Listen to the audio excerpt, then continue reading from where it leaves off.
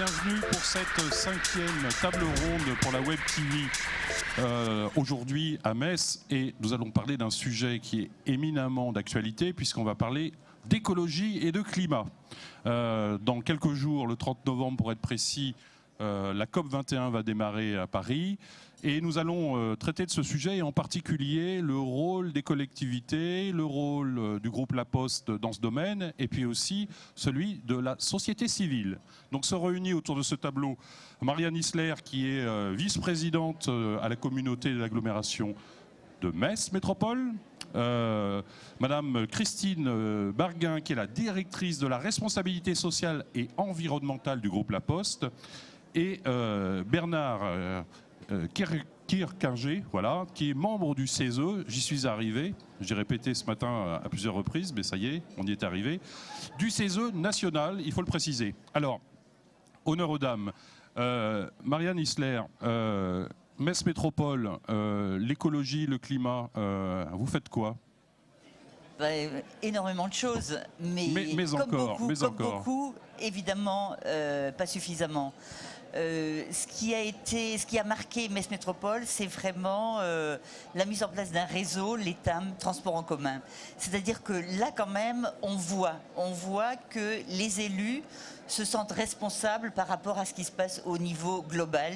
Et on propose à nos concitoyens, aux usagers, aux actifs, aux non-actifs, eh bien de changer de mode de mobilité, c'est-à-dire de se tourner vers autre chose, quelque chose de moins polluant pour la planète et aussi de plus sain pour la santé.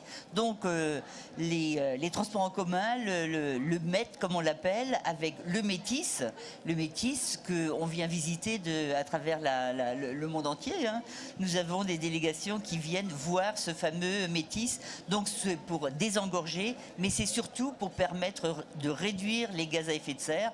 Donc là c'est un point tout à fait positif. Bon, il n'y a pas seulement le Métis, il y a également toute l'organisation des transports en commun.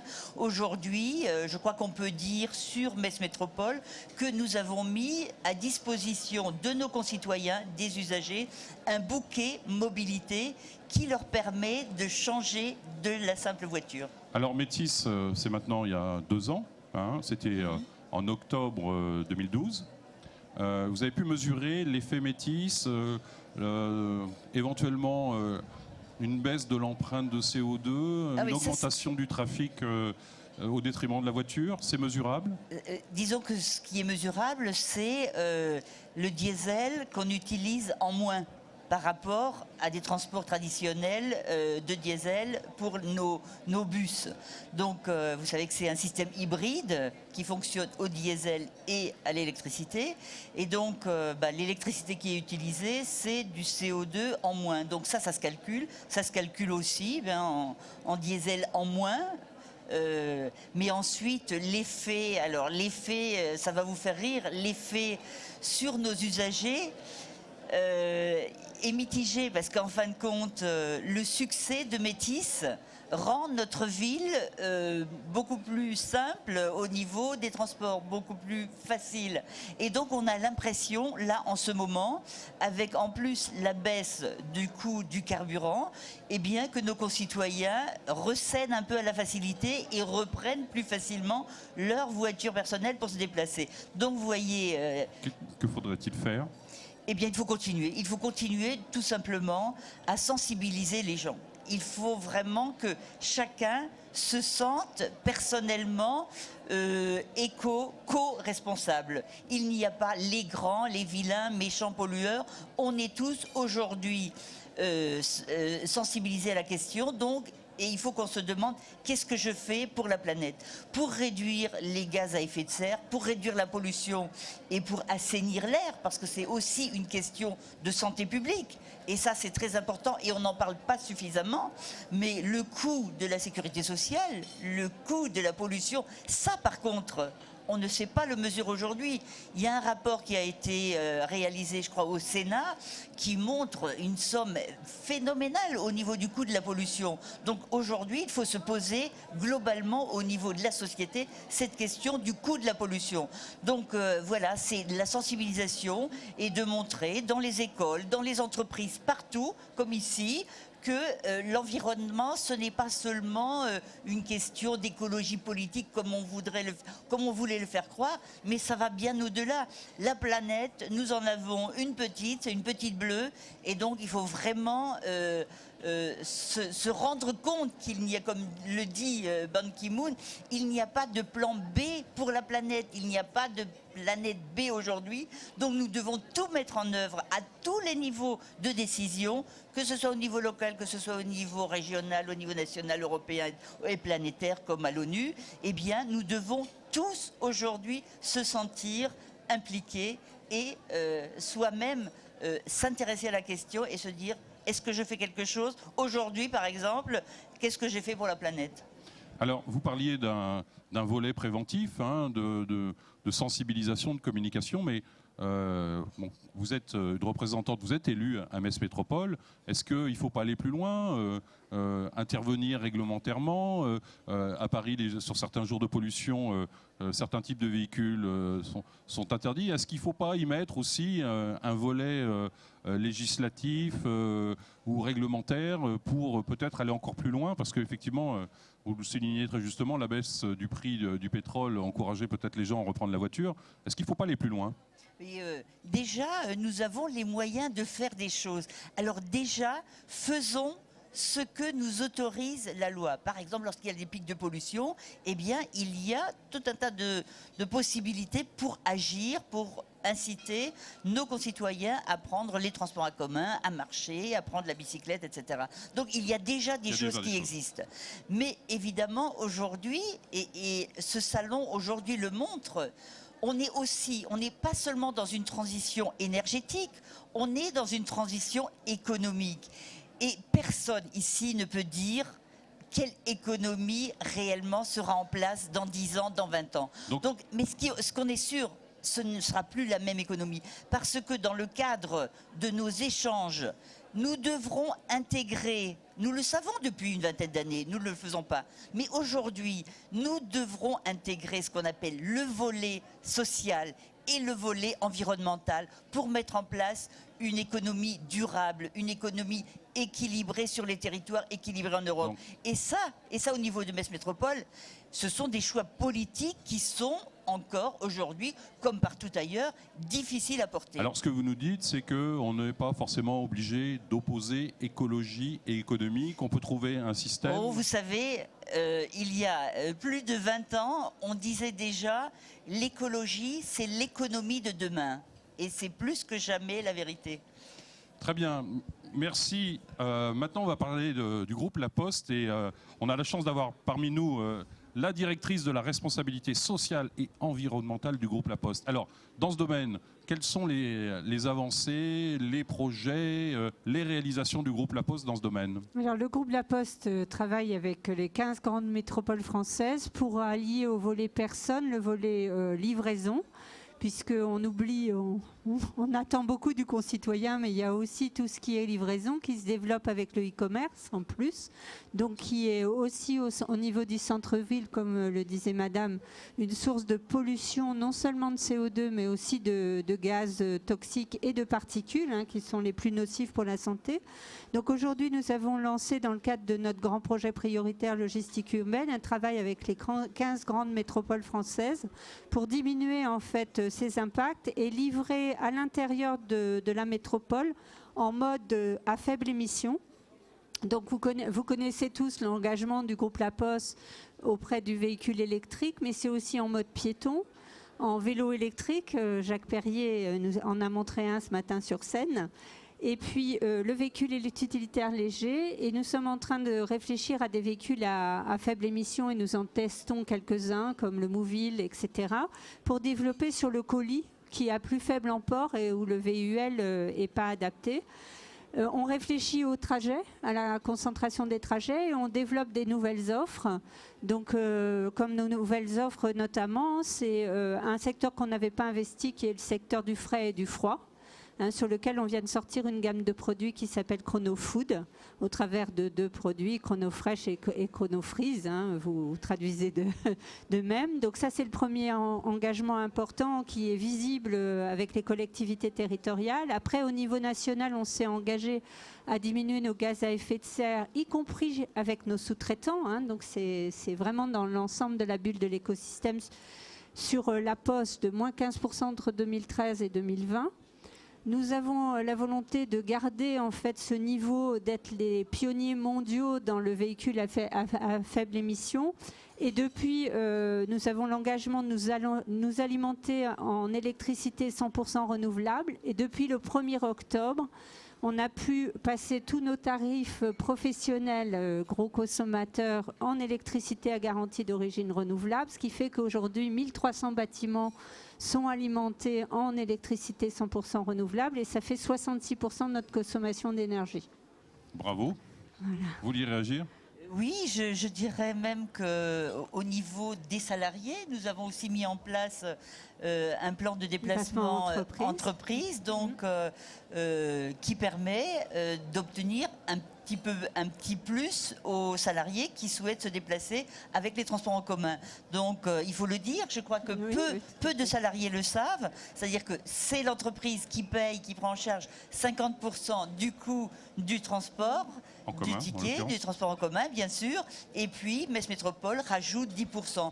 Donc laisser la voiture et profiter des avantages. On peut signaler qu'également d'autres accords ont été signés de ce type-là et assez récemment, je crois, avec la Banque Populaire, par exemple. Oui, voilà. oui. Et donc, on continue. On souhaite que sur, par exemple, l'Actipôle de Metz, nous mettions en place un plan de déplacement inter-entreprise qui serait encore plus intéressant. Voilà. Là, et au niveau national, je peux compléter, c'est en fait 60 plans de déplacement d'entreprise et 40 000 salariés qui sont couverts par ces plans d'entreprise. Sur un total de combien de salariés dans le groupe La Poste ? Aujourd'hui, on est un peu moins de 240 000, mais une partie est à l'étranger, donc en France, 200 000. D'accord. Alors, je passe la parole maintenant à Bernard Guirquinger. Voilà, je pense que j'ai bien prononcé cette fois-ci. Donc, alors vous êtes un représentant de la société civile et pas n'importe lequel, puisque vous êtes au Conseil économique et social environnemental au niveau national, donc un représentant de la société civile. Quel rôle pour la société civile dans cette transition énergétique et dans cette mutation profonde qui est en cours ? Alors, je vais rebondir sur un point qu'a souligné Madame Isler-Béguin quand elle a dit qu'on est dans une transition économique. C'est absolument évident. C'est-à-dire que notre modèle économique est aujourd'hui complètement à bout de souffle et il y a urgence. Vous avez rappelé qu'il y a 20 ans déjà, on disait il faut y aller. Mais là, il y a vraiment urgence à y aller. Et par rapport à ça, ma conviction profonde, c'est que la société civile sera l'acteur essentiel parce que les partis politiques aujourd'hui sont incapables, je le dis avec beaucoup de spontanéité, sont incapables d'imaginer le nouveau modèle économique vers lequel on va. Pourquoi ? Sont incapables parce qu'ils ne produisent plus rien aujourd'hui. Les partis politiques produisent des gens qui se présentent à des élections mais sont incapables de bâtir un projet politique au niveau national. Et donc moi je suis convaincu que la société civile doit être absolument dans le débat public pour construire ce nouveau modèle économique demain. Il faut se mobiliser. Donc quand je dis société civile, c'est les entreprises, c'est les syndicats, c'est le monde associatif. Le monde associatif est extraordinairement riche, que ce soit dans le domaine de la solidarité ou que ce soit dans le domaine de la protection de l'environnement. C'est eux qui vont inventer le monde de demain. Et de ce point de vue-là, le Conseil économique, social et environnemental au niveau national, mais aussi les Césaires, ont un rôle absolument essentiel à jouer parce que c'est là que se nouent aujourd'hui des consensus extraordinaires. Quel rôle et quelle action ? Alors le rôle, moi j'ai envie de dire quelques mots de la COP21 parce que ça c'est alors autant je suis convaincu que la société civile, les collectivités locales, les entreprises, les syndicats prennent des initiatives, c'est essentiel. Ils sont très en avance par rapport aux politiques, ils sont beaucoup plus en avance que ce qu'imaginent même les politiques. Par contre, il faut aussi des actions politiques très structurantes et en particulier au niveau international. Donc nous, on s'est mobilisés sur la COP 21 avec 2 ou 3 objectifs. Le premier, c'est d'expliquer ce que c'est-à-dire déjà de faire de la pédagogie, de mobiliser les acteurs économiques, d'aligner les points de vue. C'est pas forcément facile de faire voter exactement la même position à des syndicats, à des entreprises et à des représentants des associations de protection de l'environnement. Donc pédagogie. Et élément essentiel de pédagogie, la COP21 n'est pas une négociation environnementale, c'est une négociation économique et géopolitique. C'est pour ça qu'on ne trouve pas d'accord et c'est pour ça que c'est aussi difficile de trouver un accord. Et la deuxième action à travers cette mobilisation du Conseil économique, social et environnemental, c'est de manifester de l'exaspération vis-à-vis des politiques et des décideurs qui, depuis 20 ans, ne trouvent pas d'accord sur le climat, alors que nous savons tous que les conséquences vont être dramatiques. Et les politiques sont prêts à associer aujourd'hui la société civile aux négociations, puisqu'on a accès aujourd'hui, y compris aux aires de négociation. Donc cette mobilisation est importante et on a voulu aussi montrer que, et vous l'avez déjà très bien dit l'une et l'autre, que ce soit au niveau des collectivités locales ou que ce soit au niveau des entreprises, il se passe plein de choses. Des initiatives sont nombreuses et à l'international, il se passe des choses spectaculaires. On parle toujours des États-Unis où on a l'impression qu'il y a une bande de climato-sceptiques qui sont au pouvoir. C'est faux, absolument faux. En Californie, ils ont pris des mesures extraordinaires, y compris en termes de taxation de l'énergie fossile.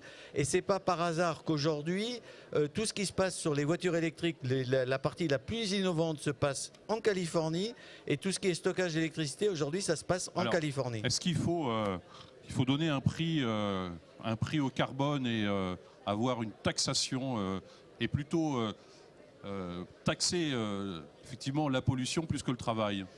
Ben moi, c'est ma conviction et je suis même un militant de ça. Je suis désespéré parce qu'on est en train de faire le mouvement inverse. Et ça, c'est une décision qui est forcément politique. Vous disiez tout à l'heure que les politiques ne pouvaient pas... C'est pour ça qu'il faut que la société civile soit mobilisée, parce que là, on est dans la décision politique, c'est-à-dire que les mêmes règles doivent s'appliquer à tout le monde. Donc il y a une partie qui relève du niveau national, il y a une partie qui relève du niveau européen, il y a une partie qui relève du niveau international. Moi, je suis absolument persuadé qu'il faut un signal prix, qu'il faut donner un prix au carbone. Je suis absolument persuadé qu'il faut taxer la pollution et émettre des gaz à effet de serre, c'est faire de la pollution plutôt que de taxer le travail. Ça, j'ai une conviction très accrochée là-dessus. Et on est à un moment historique parce que la taxation du carbone est aujourd'hui réclamée par le FMI, l'OCDE, la Banque mondiale, qui sont quand même pas des utopistes dangereux. Et les entreprises, il y a aujourd'hui un nombre très élevé de grandes entreprises qui réclament un prix du carbone. Donc ça voudrait dire que le prix du carbone, il devrait être fixé à Paris lors de la COP21? Alors ça, on n'y arrivera pas. Ce qu'il faut, c'est qu'il y ait un signal politique qui soit envoyé à la COP21 en disant on va vers un prix carbone. Et ensuite, il y a des décisions qui doivent être prises pays par pays ou ère économique par ère économique. Mais il y a des choses évidentes qu'il faut faire. Est-ce que vous vous rendez compte qu'aujourd'hui, quand vous prenez l'avion de Paris à Toulouse, vous ne payez pas de taxes, alors ce qui explique que vous payez 50 € quand vous prenez l'avion, et quand vous prenez le taxi pour aller à l'aéroport, vous payez plus cher que le prix de l'avion. Ça, c'est une décision française. On peut taxer demain matin le kérosène entre Paris et Toulouse. Ça ne pose aucun problème, sauf qu'il faut le faire. On pourrait taxer le kérosène sur tous les transports intra-européens. Je trouve que c'est dommage qu'avec la baisse du prix du pétrole, on n'en ait pas profité pour augmenter le TTIP. C'était évident qu'il fallait absolument maintenir un prix élevé, parce qu'après vous bouleversez les références. Le réajustement de la taxe sur le gasoil va dans le bon sens. Oui, alors là c'est plus lié d'ailleurs maintenant au problème de particules fines, mais ça va dans le bon sens. Ça c'est clair, ça va dans le bon sens. Il faut aller plus loin et plus vite. Est-ce que l'abandon des sanctions, puisque c'est un des sujets importants de la COP21, on abandonnerait des sanctions pour les États qui ne respectent pas les règles, c'est quand même une mauvaise nouvelle pour la COP21, vous trouvez pas? Non. Il y a un débat et nous on s'est positionné très clairement sur cette question. le débat, je pense que vous soulevez là, c'est la nature juridique de l'accord qui va être signé. Il y a eu un débat autour du terme contraignant. Nous, on a considéré que la nature de l'accord juridique est tout à fait secondaire, parce qu'il n'y aura pas de traité international sur le climat. Parce que tout simplement, les Américains aujourd'hui sont incapables de... Et puis, un traité international, il faut le faire approuver par tous les parlements du monde. Et donc, dans 10 ans, on en parle encore. Non, il faut un accord avec des engagements réciproques. Nous, on a considéré que l'accord devait être global, engager tout le monde. Il devait être juste, je vais en dire un mot. Il devait être ambitieux. Et surtout, il faut que ces engagements réciproques soient crantés. C'est-à-dire qu'on ne va pas arriver au premier accord à limiter à 2 degrés. Il faut que dans 1 an, on améliore les engagements de chacun. Dans 2 ans, on améliore les engagements de chacun. Et il faut surtout mesurer et évaluer les engagements qu'on prendra chacun. Et ensuite, il y aura une dynamique collective qui fait qu'on va y arriver. La notion de juste est absolument essentielle parce que, ça Nicolas Hulot l'explique très très bien, les premières victimes, le changement climatique, c'est l'injustice suprême. Parce que tous ceux qui n'ont aucune responsabilité dans le changement climatique en sont les premières victimes. Oui, les plus pauvres chez nous ou les plus pauvres qui vivent dans les différents pays du monde. Très bien. Bah, écoutez, en espérant que la COP21 soit un succès et que ce ne soit pas le scénario de Kyoto, on va mettre un terme à cette 5e table ronde et je vous donne rendez-vous dans quelques minutes pour un autre sujet et on va recevoir des femmes entrepreneurs. Tout un programme. À tout à l'heure.